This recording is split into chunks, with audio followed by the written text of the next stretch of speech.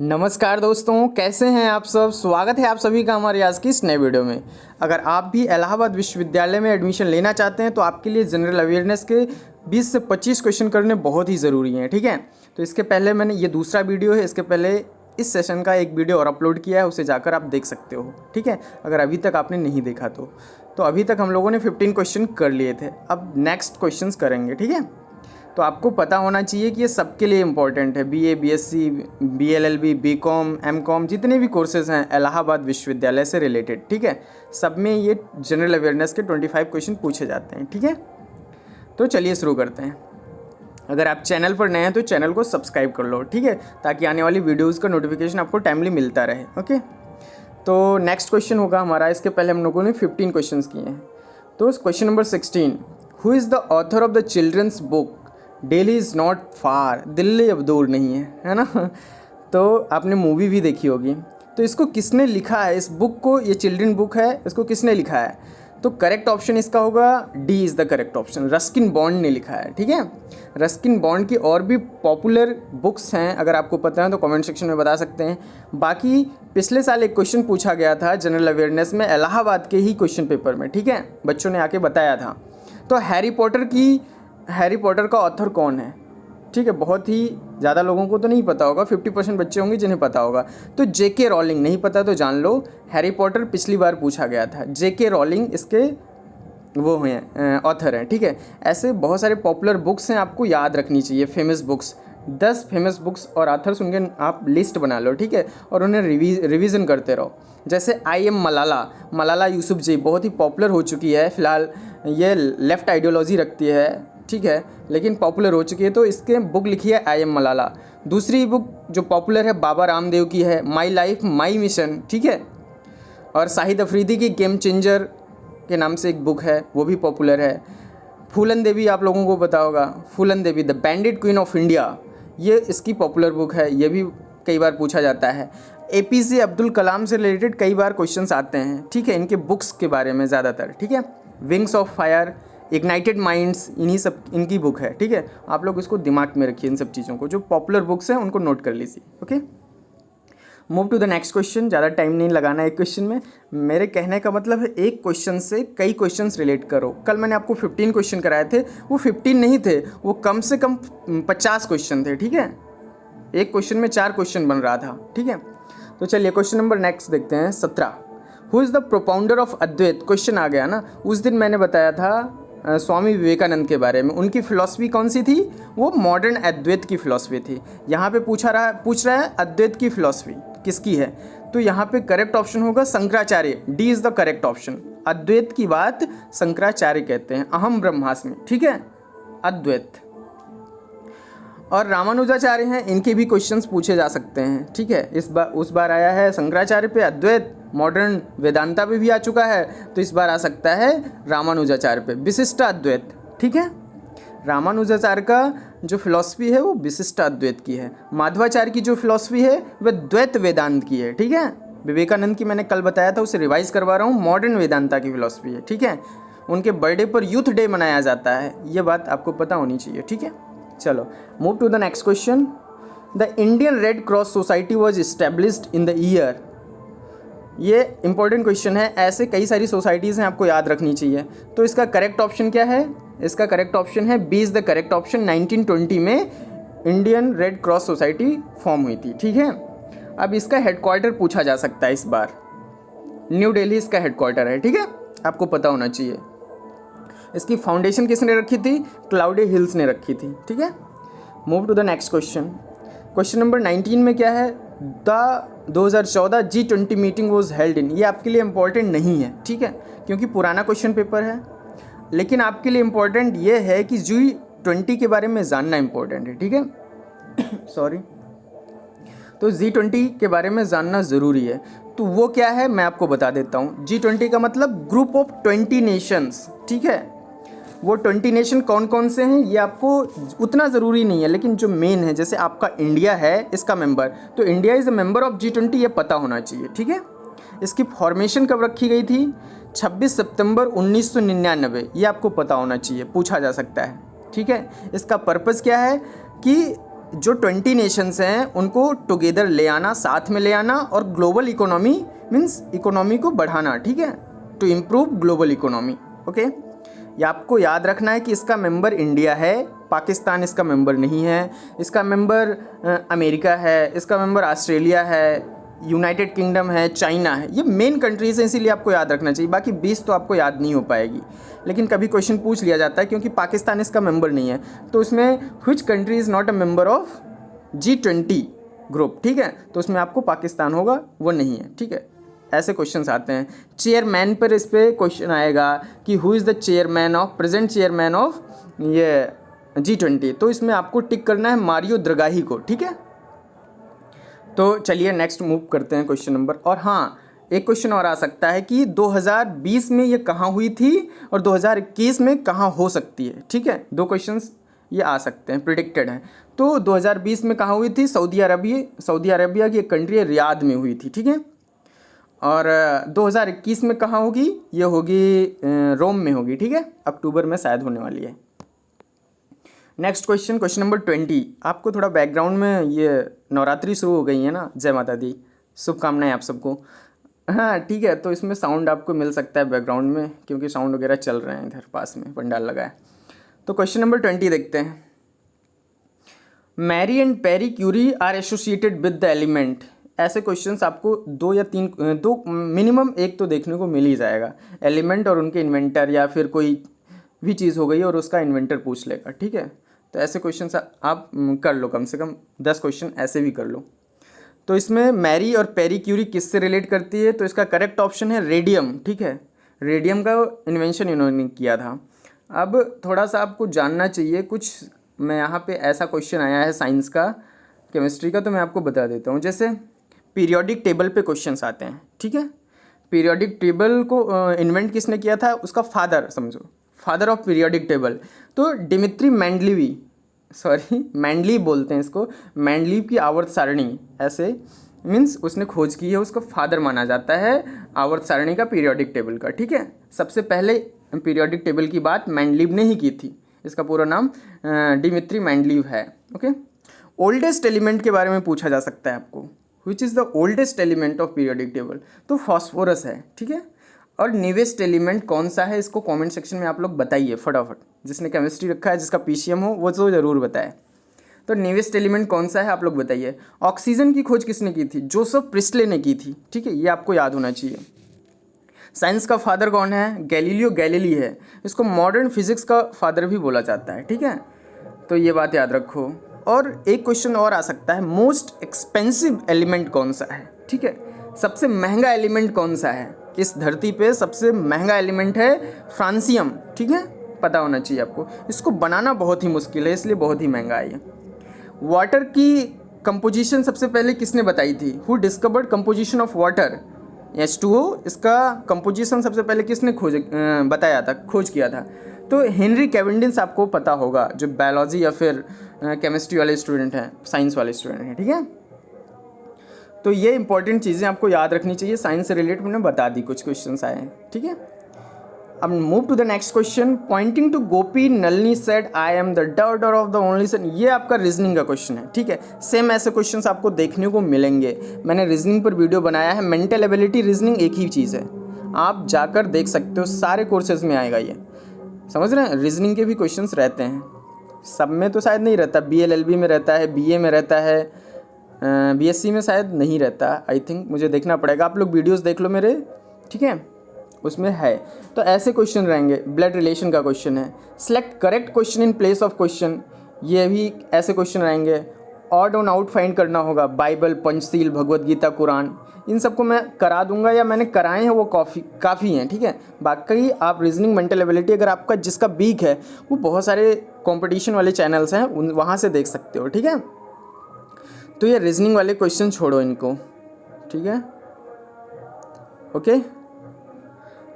Next question पे आओ, question number 36, okay. Reasoning के क्वेश्चन छोड़ देते हैं, जनरल अवेयरनेस पे हमको फोकस करना है अभी। तो 36, क्वेश्चन नंबर 36 देखो, ठीक है। Which football team has own the 2016 Santosh trophy national football championship title? This is not important for you, 2016 से कोई मतलब नहीं है, लेकिन आपको पता होना चाहिए संतोष ट्रॉफी के बारे में। और 2020 में किसने जीता, 2000 रिसेंटली जो हुआ है, 2020 में शायद अभी नहीं हुआ, 2019 में हुआ है। 73rd एडिशन इसका 2019 में हुआ था। उसमें पंजाब को हराकर सर्विस, ये जो थर्ड डी ऑप्शन है इसका, सर्विसेज ने जीता था। और सही यहाँ कितनी प्यारी बात है, 2016 में भी सर्विसेज ने जीता था और 2019 में भी सर्विसेज ने जीता है। ठीक है, तो पंजाब को इस बार हराया है। और संतोष ट्रॉफी ये 2019 वाला 73rd एडिशन था। 2020 में जो होगा या नेक्स्ट जो होगा वो 74th एडिशन होगा। ठीक है, ये आपको पता होना चाहिए। कल संतोष ट्रॉफी के बारे में जो इन्फॉर्मेशन बताई थी उसे रिवाइज कर लो अभी। ठीक है, नेक्स्ट क्वेश्चन नंबर 37 आप देखिए। Which of the following state tourism campaigns has back the prestigious Golden City Gate award. Golden City Gate award की शुरुआत, या you can say states tourism, किस स्टेट की टूरिज्म, मतलब कि ये इसका ये टोटल मतलब है कि ऐसा कौन सा स्टेट है, उस स्टेट का नाम बताना है जिसने गोल्डन सिटी गेट अवार्ड की शुरुआत की थी। ठीक है, तो ये केरला है। करेक्ट ऑप्शन इसका केरला है। आप इसमें तुक्का भी लगा सकते हो। ठीक है, क्योंकि ऑप्शंस में केरला एक अच्छा स्टेट दिख रहा है। ठीक है, तो नेक्स्ट क्वेश्चन करते हैं। लेकिन यहाँ पर मैं आपको इससे रिलेटेड कुछ इन्फॉर्मेशन बता दूँ क्या। देखिए, जैसे इस बार आप लोग इलाहाबाद का एग्ज़ाम दे रहे हो। ठीक है, तो यहाँ पर आपको यूपी से रिलेटेड इन्फॉर्मेशन कुछ मिल सकती है, क्योंकि इलाहाबाद यूपी में ही है। तो यहाँ की जैसे ये टूरिज़्म पे क्वेश्चन है, तो मैं यूपी टूरिज़्म की बात कर लेता हूँ। ठीक है, जैसे यूपी टूरिज़्म की टैगलाइन क्या है, इलाहाबाद वाले तो लगभग सब जानते होंगे, क्योंकि अभी कुंभ लगा था ना, तो उसमें जो बसेस चलती थी, यूपी नहीं देखा तो इंडिया नहीं देखा, उसमें लिखा होता था। ठीक है, तो 2019 में कुंभ भी हुआ था, उस पर भी क्वेश्चंस आ सकते हैं। कुंभ की टैगलाइन क्या थी, चलो कुंभ चलो, चलो कुंभ चलो, ये टैगलाइन थी, आपको याद होनी चाहिए। ठीक है, इसमें कन्फ्यूज़न आपको हो सकता है, वो लोग उल्टा सीधा कर सकते हैं, चलो कुंभ चलें, कुंभ चलो, चलो कुंभ, ये ऐसे क्वेश्चन पूछ सकते हैं। ठीक है, ऑप्शन में। लेकिन आपको याद रखना है क्या है इसका टैगलाइन, चलो कुंभ चलो, चलो कुंभ चलो। ठीक है, गूगल कर लेना अगर प्रॉब्लम हो तो। और यहाँ पर मैं इंडियन टूरिज़्म की बात कर लेता हूँ। तो इंडियन टूरिज़्म का आपको पता होगा, इनक्रेडिबल इंडिया, अतुल्य भारत, ये इंडिया का टूरिज़्म है, इसकी टैगलाइन है। और इसके ब्रांड एम्बेसडर कौन है, अमिताभ बच्चन और कौन है कैटरीना नहीं प्रियंका चोपड़ा। ठीक है, प्रियंका और अमिताभ बच्चन इसके वो हैं, ब्रांड एम्बेसडर हैं। ठीक है, आपको पता होना चाहिए। इनक्रेडिबल इंडिया के ब्रांड एम्बेसडर अमिताभ बच्चन और प्रियंका चोपड़ा है। ठीक है, अतुल्य भारत की। कंगना रनौत, अभी करंट अफेयर में एक क्वेश्चन आपसे पूछा जा सकता है। ठीक है, वो यूपी की ODOP program, one district one product, बहुत ही पॉपुलर स्कीम है इंडियन गवर्नमेंट, यूपी गवर्नमेंट की। ठीक है, योगी जी बहुत ही ज़्यादा फोकस करते हैं इस पर। तो जैसे अलीगढ़ का ताला हो गया, और ऐसे बहुत सारे प्रोडक्ट आपको देखने को मिल जाएंगे। ठीक है, तो ये चीज़ आप याद रखिए, ओडीओपी की ब्रांड एम्बेसडर अभी बनाया गया है कंगना रनौत को। ठीक है, ये चीज़ें याद रखिए। तो यार टूरिज़्म की बात तो बहुत ही है इसमें। ताजमहल हो गया, क्या नहीं है यूपी में, ताजमहल है, शाहजहां ने बनवाया, याद रखो इसको। खुसरो बाग किसने बनवाया, आप कमेंट सेक्शन में बताना है। खुसरो बाग इलाहाबाद प्रयागराज में है, किसने बनवाया, भूल भुलैया, संगम किला, लेडी हनुमान जी, सब कुछ है। ठीक है, आपको याद रखना है ये सारी चीज़ें। आज़ाद पार्क, ये फेमस किस लिए है, याद रखना है आपको। यहाँ पर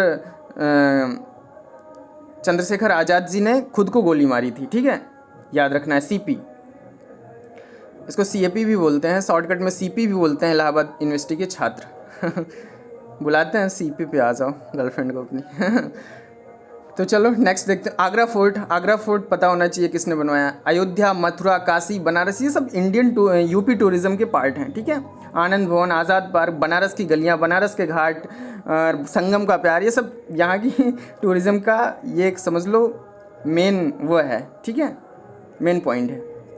मिर्ज़ापुर का बलुआ पत्थर पूछा जाता है, बलुआ पत्थर कहाँ पाया जाता है यूपी में सबसे ज़्यादा, तो मिर्ज़ापुर। ठीक है, मिर्ज़ापुर की विंध्यवासिनी देवी टेम्पल, ये भी इंपॉर्टेंट है। बीएचयू की लंका गेट की चाय तो बहुत सारी चीज़ें हैं जो आपको पता होनी चाहिए। चलिए next question, move to the next question, question number 38। ठीक है, तो what is the new name of the LED based domestic efficient lighting programme. तो ये इम्पोर्टेंट क्वेश्चन है। B is the correct option, Ujala नाम है इसका। जो मोदी सरकार ने एलईडी बल्ब्स डिस्ट्रीब्यूट करने की स्कीम निकाली थी, सस्ती एलईडी बल्ब, तो वो है उजाला स्कीम। यहाँ पर आपको एक कन्फ्यूज़न क्रिएट हो सकता है। उज्ज्वला स्कीम, उज्ज्वला योजना के बारे में आपको पता होना चाहिए, जिसमें Modi government free LPG connections दे रही है सबको, ठीक है। यहाँ पर पॉपुलर स्कीम्स जो हैं प्रेजेंट गवर्नमेंट की, वो याद होनी चाहिए। जैसे पीएम जनधन योजना किस लिए है? इसने 42 करोड़ बैंक अकाउंट्स खोले थे जीरो बैलेंस पे, इसलिए पॉपुलर है। स्वच्छ भारत मिशन की शुरुआत हुई थी, 11 करोड़ टॉयलेट्स बनवाए गए हैं पूरे हिंदुस्तान में, ये पता होना चाहिए आपको। पूछा जा सकता है कि स्वच्छ भारत मिशन के अंतर्गत कितने टॉयलेट्स बनवाए गए हैं, ठीक है। 4 ऑप्शन रहेगा, आपको एक टिक करना होगा। तो 11 करोड़ टॉयलेट बनवाए गए हैं। स्मार्ट सिटी मिशन के अंदर कितनी सिटीज़ को काउंट किया गया है, कितनी सिटीज़ को डिसाइड किया गया है, इतनी सिटी हम स्मार्ट सिटी बनाएंगे, तो 100 सिटीज़ हैं, आपको याद होना चाहिए, ठीक है। उज्ज्वला और उजाला, इसमें कंफ्यूज मत होना। उज्ज्वला में एलपीजी कनेक्शन मिलेगा फ्री में, और उजाला में चीप एलईडी बल्ब्स मिलेंगी, ठीक है। उड़ान स्कीम, उड़े देश का आम नागरिक, हवाई चप्पल वाला भी हवाई जहाज़ की यात्रा करेगा, मोदी जी ने लाल किले से बोला था। तो ये पॉपुलर स्कीम है, आपको पता होना चाहिए। उड़ान स्कीम में क्या होता है कि एयर ट्रेवल के लिए सस्ते दाम में हम एयर ट्रेवल कर सकते हैं, ठीक है। ये होती है इस स्कीम के तहत। डीमोनेटाइजेशन याद रखो, कब हुआ था? 8, किसी को शायद ही कोई हो ऐसा जो भूल गया हो, 8 नवंबर को हुआ था भाई 2016 में, ठीक है। इसमें कितने की नोटें बंद हुई थी आपको बताना है। 50 की, 100 की, 500 की, 1000 की, 2000 की, कितनी नोटें इसमें बंद हुई थी, ठीक है, आपको बताना है कमेंट सेक्शन में। और क्वेश्चंस ये याद रखो कि जो नई नोट आई है, 2000 की आई है और 200 की आई है, 100 की आई है, उसमें पीछे फ़ोटो कौन सा बना है, ये पूछा जाता है, ठीक है। ऐसे क्वेश्चंस याद रखो, ठीक है। नेक्स्ट क्वेश्चन नंबर कौन सा था? क्वेश्चन नंबर 39, ठीक है। Which team has own the 2016 Irani cup cricket title? ये इंपॉर्टेंट नहीं है, लेकिन ईरानी कप के बारे में जानना आपके लिए इंपॉर्टेंट है, क्योंकि 2000 पुराना पेपर है ना, इसलिए आपको 2016 के बारे में पूछ रहा है। आप ये जान लो कि अभी जो हुआ है, समझ रहे ना, 2018-19 में जो हुआ है ईरानी कप, वो किसने जीता है?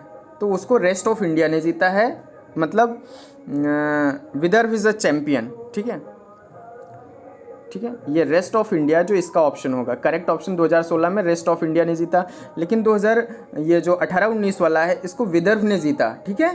रनर अप कौन थी? Runner up rest of India थी, ठीक है। Move to the next question, question number 14 देखते हैं। Garuda Shakti 2016 is the joint military exercise between India and which country? आपको याद होनी चाहिए, ज्वाइंट मिलिट्री ऑपरेशंस जो होते हैं, मिलकर जो कंट्रीज़ करती हैं ऑपरेशंस, जैसे इंडिया पाकिस्तान के साथ नहीं कर रही है इस समय, श्रीलंका के साथ करती है, बांग्लादेश के साथ करती है, अमेरिका के साथ करती है। ज्वाइंट मिलिट्री ऑपरेशन, दोनों सेनाओं के सैनिक मिलते हैं और साथ में युद्धाभ्यास करते हैं, तो आपको पता होना चाहिए, ठीक है। तो गरुण शक्ति किसके साथ होती है? गरुण शक्ति किसके साथ होती है? तो वो वियतनाम के साथ होती है, ठीक है। ऑस्ट्रेलिया के साथ कौन सा इंडिया ऑपरेशन करता है? ऑस्ट्रेलिया इंडिया की जो ज्वाइंट मिलिट्री एक्सरसाइज होती है उसे बोलते हैं ऑसी इंडेक्स और पिच ब्लैक, ओके। बांग्लादेश के साथ जो इंडिया ज्वाइंट एक्सरसाइज करता है, मिलिट्री एक्सरसाइज, उसको बोलते हैं संप्रीति, संवेदा नहीं यार, सॉरी, संप्रीति और संवेद, ठीक है यार, मैं भुला रहा हूँ इसको, क्या संवेद है, सॉरी, संवेदना है, ओके सॉरी, करेक्ट ऑप्शन संवेदना है। संप्रीति और संवेदना ये बांग्लादेश के साथ करता है, ठीक है। चाइना के साथ इंडिया ज्वाइंट मिलिट्री एक्सरसाइज जो करता है उसका नाम है hand in hand, okay. France और इंडिया जो आपस में करते हैं उसका नाम है शक्ति एक्सरसाइज, ठीक है। और जो इंडोनेशिया के साथ इंडिया एक्सरसाइज करता है उसका नाम है गरुण शक्ति, ठीक है। ये वियतनाम के साथ 2016 में भी हुआ था और ये इंडोनेशिया के साथ भी करता है, ये बात कंफ्यूज इसमें मत होना, ठीक है। और इंडिया यूएस की जो मिलिट्री एक्सरसाइज होती है उसे युद्धाभ्यास भी कहते हैं, ठीक है, याद रखना। ये नॉर्मली युद्धाभ्यास तो होता ही है, लेकिन इंडिया और यूएस जो आपस में करते हैं उसे भी युद्धाभ्यास बोलते हैं, उसको ऐसे नॉमिनेट करते हैं। 2020 में हुआ तो युद्धाभ्यास 2020, 2018 में हुआ तो युद्धाभ्यास 2018 यूएस और इंडिया के बीच में, ठीक है। कंफ्यूज मत होना, इसे याद कर लो, कम से कम 5-10 याद कर लो, ठीक है। जो मेन कंट्रीज़ हैं, ऑस्ट्रेलिया के याद कर लो, ऑस इंडेक्स, या फिर पिच ब्लैक बांग्लादेश का याद कर लो, संप्रीति संवेदना इवेस और इंडिया का याद कर लो, युद्ध अभ्यास। ठीक है, ये बस इतनी बहुत है। चाइना के साथ हैंड इन हैंड कर सकते हो। ठीक है, फ्रांस के साथ शक्ति गरुड़, शक्ति एक्सरसाइज, ये 4-5 याद कर लो। Move to the next question. Art of living world's cultural festival was held recently in which city? किस सिटी में हुआ ये आपको पता होना चाहिए। ठीक है, आर्ट ऑफ लिविंग ये कहाँ हुआ था? न्यू दिल्ली में हुआ था, मुंबई में हुआ था, कोलकाता में हुआ था, हैदराबाद में हुआ था। तो इसका करेक्ट ऑप्शन न्यू दिल्ली है। A is the correct option. ठीक है, which film has won the Best Film Award at the 2016 Asian film award? तो 2016 मैं बता रहा हूँ ना, प्रीवियस पेपर है, तो 2020 का आपको पता होना चाहिए। ठीक है, 2020 का एशिया फिल्म अवार्ड किसे मिला है? तो करेक्ट ऑप्शन आपका होना चाहिए क्या? बताओ, किसी को पता है? कमेंट सेक्शन में बताइए फटाफट। बेस्ट फिल्म का अवार्ड किसे मिला है 2020 में? तो इसका करेक्ट ऑप्शन है पैरासाइट। उस फिल्म का नाम है पैरासाइट। ओके, और आप यहाँ एक क्वेश्चन और जोड़ सकते हो कि ये जो हुआ है 2020 वाला, ये कौन सा एडिशन है? ये 14th एडिशन है। ठीक है, ऐसे भी क्वेश्चन आते हैं कि जो 2021 में होगा वो कौन सा एडिशन होगा? तो 2021 वाला 15th एडिशन होगा, 2020 में जो अभी हुआ इस बार वो 14th एडिशन था। ठीक है, और ये आपको एक क्वेश्चन इस बार पूछा जा सकता है, पक्का पूछा जा सकता है। ठीक है, कि 2014 में जो 14th एशियन फिल्म अवार्ड हुआ 2020 में, ये कहाँ पे हुआ, किस कंट्री में हुआ? तो ये किसी भी कंट्री में नहीं हुआ है, क्योंकि पेंडेमिक चल रहा था, ये ऑनलाइन हो गया। ठीक है, जैसे 2019 में 13वां एशियन फिल्म अवार्ड हुआ था हांगकांग में, लेकिन 2020 वाला ऑनलाइन हुआ है। तो याद रखिए, ये किसी सिटी में नहीं हुआ, ये ऑनलाइन हुआ है। ठीक है, इसलिए ये थोड़ा फैक्ट है, अलग फैक्ट है, इसलिए पूछा जा सकता है। बेस्ट फिल्म आप याद करो पैरासाइट। ठीक है, 2020 की बेस्ट फिल्म पैरासाइट। लेकिन ये तो हो गई एशियन फिल्म अवार्ड की बात, लेकिन एक होता है फिल्म फेयर अवार्ड। ठीक है, ये नेशनल लेवल पे होता है। ठीक है, ओके, तो ये जो 16th फिल्म फेयर अवार्ड है, ये कब हुआ था? 2020 फरवरी में हुआ था। ठीक है, इसकी बेस्ट फिल्म की बात करें तो ये Uri the surgical strike, important question है। Uri the surgical strike best film थी फिल्म फेयर अवार्ड की, इसमें कंफ्यूज मत होना। एक है एशियन फिल्म अवार्ड, उसकी बेस्ट फिल्म पैरासाइट है। एक है फिल्म फेयर अवार्ड, जिसकी best film Uri the surgical strike है। ओके, और critic award for best film, ये भी एक कैटेगरी होती है। ठीक है, इसमें आर्टिकल 15 को मिला है और सोन चिरैया को मिला है। 2 फिल्में हैं जिनको मिला है, एक आर्टिकल 15 है best critic award for best film, तो ये आर्टिकल 15 और सोन चिरैया। अब आर्टिकल 15 के बारे में आपको पता होना चाहिए, हमारा फंडामेंटल राइट है। ठीक है, फंडामेंटल राइट की बात करता है आर्टिकल 15। ये प्रोहिबिट करता है, forbids discrimination on basis of on ground of caste, sex, race, birth place, जितनी भी चीज़ें हैं इनके बेसिस पे अगर हमारी डिस्क्रिमिनेशन होती है, जाति के बेसिस पे, सेक्स के बेसिस पे और प्लेस ऑफ बर्थ के बेसिस पे, तब हम कोई ये कॉन्स्टिट्यूशन जो है फंडामेंटल राइट प्रोटेक्ट करता है हमें। ठीक है, आर्टिकल 14 पता होना चाहिए, इक्वल प्रोटेक्शन ऑफ राइट की बात करता है। ठीक है, समान अधिकार की बात करता है। ठीक है, समान कानून की बात करता है। आर्टिकल 13 अनुच्छेद 13 पता होना चाहिए, जुडिशियल रिव्यू की बात करता है, न्यायिक समीक्षा की बात करता है आर्टिकल 13। आर्टिकल 12 पता होना चाहिए, ये स्टेट को डिफाइन करता है। ठीक है, इसमें स्टेट की परफेक्ट डेफिनेशन आपको मिल जाएगी। तो ये सब चीज़ें जनरल अवेयरनेस की हैं। साथ ही साथ पॉलिटिक्स वाले सेक्शन में, जिसमें आपको बीए वाले अगर स्टूडेंट हैं या फिर बीएलएलबी वाले स्टूडेंट हैं, तो उसमें पूछा जाता है ये। ठीक है, बीएससी के लिए ये आर्टिकल्स वगैरह ज़्यादा इंपॉर्टेंट नहीं है, ये सिर्फ जनरल अवेयरनेस में पूछे जाएंगे। ठीक है, लेकिन बीए बीएलएलबी वालों के लिए इंपॉर्टेंट है आर्टिकल्स वगैरह। ठीक है, तो नेक्स्ट क्वेश्चन पे मूव करते हैं। Okay, question number 43। Who own the best actor award at the 63rd national film award 2016? 2016 मैंने बताया ना, प्रीवियस क्वेश्चन है, तो इसमें करेक्ट ऑप्शन होगा क्या? अमिताभ बच्चन करेक्ट ऑप्शन होगा। लेकिन अब ये तो इम्पोर्टेंट है नहीं, आपको नेक्स्ट अभी वाला जानना चाहिए, करंट वाला, ठीक है। 2016 में जो हुआ था वो 63rd था, लेकिन 2020 में जो हुआ वो 67th होगा। ये एडिशंस याद रखने ज़रूरी हैं, क्वेश्चंस आ जाते हैं इस पर। तो बेस्ट एक्टर जो 2020 में मिला नेशनल फिल्म अवार्ड का, वो मनोज बाजपेयी को मिला, ठीक है, पता होना चाहिए आपको। मनोज बाजपेयी किसका फेवरेट है, कमेंट सेक्शन में बताइए। Move to the next question, question number 44। 2017 FIFA, this is not important question, लेकिन आपको इस बार का पता होना चाहिए। 2017 का पूछ रहा है, तो 2017 का पूछ रहा है, आपको अभी का पता होना चाहिए। जैसे फीफा वर्ल्ड कप 2020 में हुआ, बैरन म्यूनिक ने जीता है, तो ये पता होना चाहिए, ठीक है। नेक्स्ट क्वेश्चन देखते हैं, question number 45। The 37th SAARC foreign minister meet was recently held in which country? तो इसका करेक्ट ऑप्शन नेपाल है। अब आपको पता होना चाहिए सार्क के बारे में, मैं आपको थोड़ी सी इन्फॉर्मेशन दे देता हूँ सार्क कंट्रीज़ के बारे में, ठीक है। SAARC is a regional organisation, ठीक है, ये एक रीजनल ऑर्गेनाइजेशन है। इसका फुल फॉर्म पूछा जा सकता है south Asian association for regional cooperation, ठीक है। टोटल इसमें 8 मेंबर हैं। कौन कौन से हैं, इसलिए इम्पॉर्टेंट है क्योंकि India is a member of SAARC, ठीक है। बिग ब्रदर, इंडिया को इसमें बिग ब्रदर बोला जाता है, ठीक है। Who is a big brother of SAARC, आपसे पूछा जा सकता है। सार्क का बिग ब्रदर इंडिया है, ठीक है। इसमें 8 कंट्रीज़ हैं, आपसे पूछा जाएगा 4 ऑप्शन देके कि कौन सी इसमें सार्क की कंट्री नहीं है। तो मैं आपको बता देता हूँ, 8 ही हैं, याद कर लीजिए। सारे पड़ोसी देश हैं, अफ़गानिस्तान, बांग्लादेश, भूटान, इंडिया, मालदीव्स, नेपाल, पाकिस्तान, श्रीलंका, ये 8 कंट्रीज़ हैं, ठीक है। इसका हेडक्वार्टर कहाँ है, सार्क का हेडक्वार्टर पूछा जाता है, तो काठमांडू नेपाल में है। फॉर्मेशन कब हुई थी, ये 1985 में हुई थी फॉर्मेशन, 1985, ठीक है। ऑफिशियल लैंग्वेज इसकी क्या है, ऑफिशियल लैंग्वेज इंग्लिश है, ओके। और जो क्वेश्चंस सार्क, ये तो रीजनल ऑर्गेनाइजेशन हो गया, इसके साथ जो इंपॉर्टेंट रीजनल ऑर्गेनाइजेशंस हैं उन पर मैं चर्चा बाद में कर लूँगा। जैसे बिम्स्टेक हो गया, बहुत ही पॉपुलर है, ठीक है। रिम्स हो गया, एससीओ हो गया, आसियान हो गया, आसियान बहुत इंपॉर्टेंट है, ठीक है। इन सब चीज़ों पर हम बाद में जैसे जैसे क्वेश्चंस आते जाएंगे मैं उससे रिलेट करके इन्फॉर्मेशन आपको बताता रहूँगा, ठीक है।